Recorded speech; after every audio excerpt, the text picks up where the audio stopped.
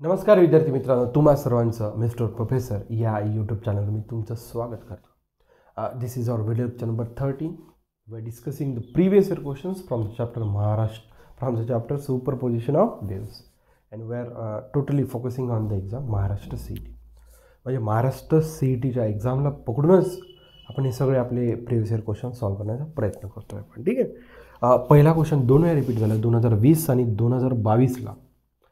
आणि क्वेश्चन जर बघितला तर खूप काही मोठी अडचण नाही आहे. दोन्ही क्वेश्चन्स दोन्ही क्वेश्चन्स ऑर्गॅन पाईप जो एका एंडला क्लोज राहतो आणि बोथ एंडला ओपन राहतो. आणि त्यांच्या फंडामेंटल फ्रिक्वेन्सीजवर just formula for the fundamental frequency open एंडसाठी V/2L, बोथ ओपन एंडसाठी ओपन एंडसाठी आणि क्लोज एंडसाठी V/4L. हा जो काही फॉर्म्युला आहे या फॉर्म्युलाचा यूज करूनच where V is the speed, जो काही एअर कॉलम त्या ऑर्गॅन पाईपमध्ये प्रोड्यूस होते त्याची speed, L is nothing but the length of that organ pipe. ठीक आहे. या सिम्पल कॉन्सेप्टवर दोन्ही क्वेश्चन्स इझिली आपण सॉल्व्ह करू शकतो. तर बघा, आपण numerical number first we are discussing the solution for the numerical number first. काय गोष्टी गिवन दिलेल्या आहे त्या घ्यायच्या आणि क्वेश्चन सॉल्व्ह करायचे. बघा, a pipe close at one end produces a fundamental note of frequency nu.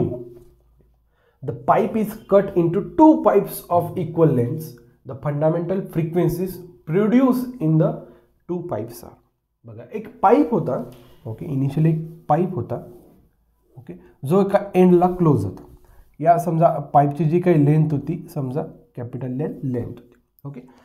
एक पाईप होता, गिवन पाईप होता, एका एंडला तो क्लोज होता. आणि हा जो काही फंडामेंटल फ्रिक्वेन्सी प्रोड्यूस करत होता न्यू, V नाही म्हणायचं त्याला, थोडा थोडंसं टिल्ट केलेला आहे पण. ठीक आहे. नंतर काय केलं या पाईपला आपण इक्वली काय केलं, आपण ब्रेक केलं. ठीक आहे. मग त्याच्यातनं दोन पाईप तयार झाले. दोन पाईप तयार झाले. आता दोन पाईप जे तयार झाले त्याच्यातला एक बघा, आपण समजा इथनं इक्वली याला समजा कट केल्यानंतर हा जो काही पाईप तयार झाला तो बोथ एंडला ओपन होता, आणि हा जो काही पाईप तयार झाला तो एका एंडला ओपन आणि एका एंडला काय होता, तो क्लोज होता. याची लेंथ टोटल L होती.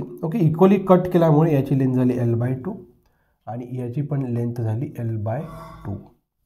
काही प्रॉब्लेम? काहीच प्रॉब्लेम नाही. याच्या लक्षात. आता काय विचारलं, द फंडामेंटल फ्रिक्वेन्सीज, म्हणजे या दोन्ही पाईपचा फंडामेंटल फ्रिक्वेन्सीज विचारला आपल्याला. काय हरकत. इथपर्यंत आपल्याला काहीच प्रॉब्लेम नाही. आणि बघा, आता हा जो काही इनिशियली पाईप दिला होता, एका एंडला तो क्लोज होता, एका एंडला ओपन होता. तर यासाठी फंडामेंटल फ्रिक्वेन्सीचा काय फॉर्म्युला राहतो, nu equals to, fundamental frequency किती म्हटलं त्यांनी, nu equals to V/4 times L. आहे की नाही. फंडामेंटल फ्रिक्वेन्सीचा काय फॉर्म्युला आहे, V/4 टाइम्स L. इथपर्यंत काही प्रॉब्लेम नाही. ठीक आहे. चला. आता बघा, आपण या पाईपसाठी आणि या पाईपसाठी आपण फंडामेंटल फ्रिक्वेन्सी फाइंड आउट करूया. Pipe open at both end. याच्यासाठी फंडामेंटल फ्रिक्वेन्सीचा जो फॉर्म्युला आपल्याला माहिती आहे किती आहे, V/2 टाइम्स L. ठीक आहे. L म्हणजे काय, लेंथ ऑफ दॅट पाईप. किती आहे, L/2. V/2 टाइम्स Lच्या ठिकाणी L/2. 2 get cancel, what remains, N equals to V/L. ठीक आहे. परंतु बघा, जर ऑप्शन बघितले तर इन टर्म्स ऑफ न्यू आहे. येताना लक्षात, फंडामेंटल फ्रिक्वेन्सी किती आली, V/L, काहीच प्रॉब्लेम नाही. परंतु ऑप्शन जर बघितले इन टर्म्स ऑफ न्यू आहे. ठीक आहे. तर बघा, V/Lच्या ठिकाणी आपण V/Lच्या ठिकाणी 4 times nu equals to V/L replace करू शकतो आपण गिवन डाटावरून. तर 4 in place of V/L you can replace 4 times nu. This is the fundamental frequency for a pipe open at both end. ठीक आहे. बघा, 4 न्यू ऑप्शन फक्त मला बघा इथे नाही दिसतं, इथे नाही, फक्त इथे दिसतो. त्याच्यामुळे ऑप्शन तर हाच राहणार. 100%. बघा, आपण एका पाईपचं फंडामेंटल फ्रिक्वेन्सी फाइंड आउट केलं तेव्हाच आपला ऑप्शन क्लिअर झाला. तरी आपण याच्यासाठी फाइंड आउट करूया. हा एका एंडला क्लोज आहे. किती याचा फॉर्म्युला, V/4 टाइम्स L. ठीक आहे. चला, काय हरकत नाही. V/4 times L. Lच्या ठिकाणी किती, L/2. 4चा भाग गेला, V/2L. ठीक आहे. therefore N equals to 1/2. बघा, V/Lच्या ठिकाणी आपण 4 टाइम्स न्यू पुट करू शकतो. 2चा भाग गेला म्हणजे 2 टाइम्स न्यू क्लोजसाठी आणि 4 टाइम्स न्यू कशासाठी, ओपन एंडसाठी.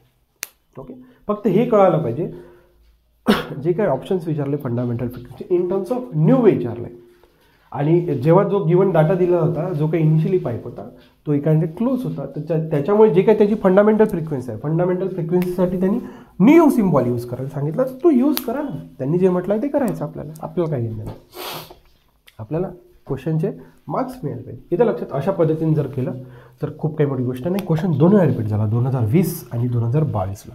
हा क्वेश्चन याहीपेक्षा अतिशय डुमरी आहे. हा तरी इन टर्म्स ऑफ त्यांनी काहीतरी विचारला, याच्यात काही विचारलं नाही, दॅट्स इट, सरळ आहे.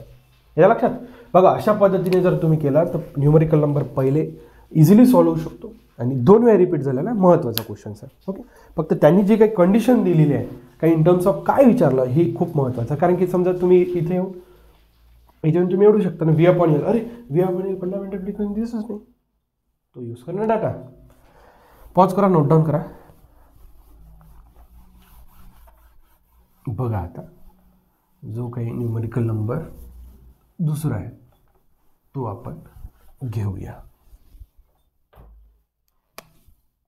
बघा, न्यूमरिकल नंबर 2चा आपण सोल्युशन डिस्कस करूया. बघा, air column in 2 identical tubes is vibrating, काही हरकत नाही. Tube A has a 1 end close and the tube B has a both ends open, काही हरकत नाही.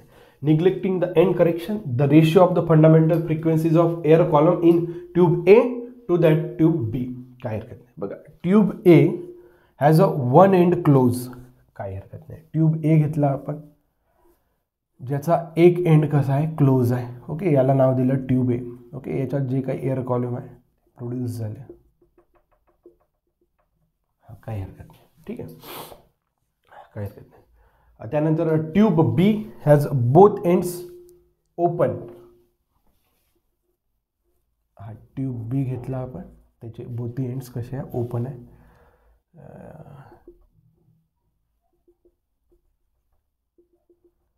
ओके, एअर कॉलम प्रोड्यूस झालेले आहे.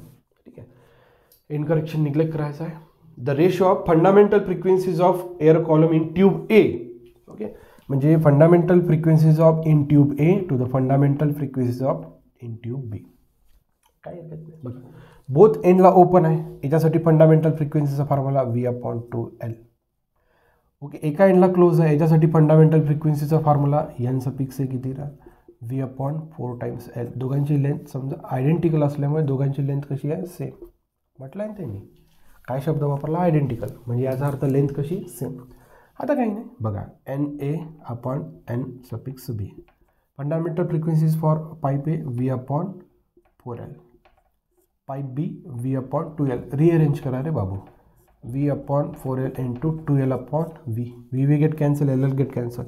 ओके, बेग बाय बेदून 4. ओके, और 1:2. एकतर या फॉर्मॅटमध्ये ऑप्शन राहील, अदरवाईज 1:2.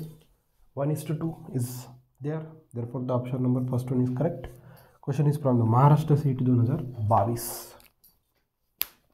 सेकंड क्वेश्चनपेक्षा हा क्वेश्चन अतिशय फॉर्म्युला तेच यूज केले, इथं लक्षात, फॉर्म्युला तेच यूज केले ओपन एंडसाठी, क्लोज एंडसाठी. ओके, तिथं काय केलं आपण, जो काही पाईप होता त्याला कट केल्यामुळे तो L/2 झाला. त्याच्यानंतर इन टर्म्स ऑफ न्यू आपल्याला फाइंड आउट करावं लागलं.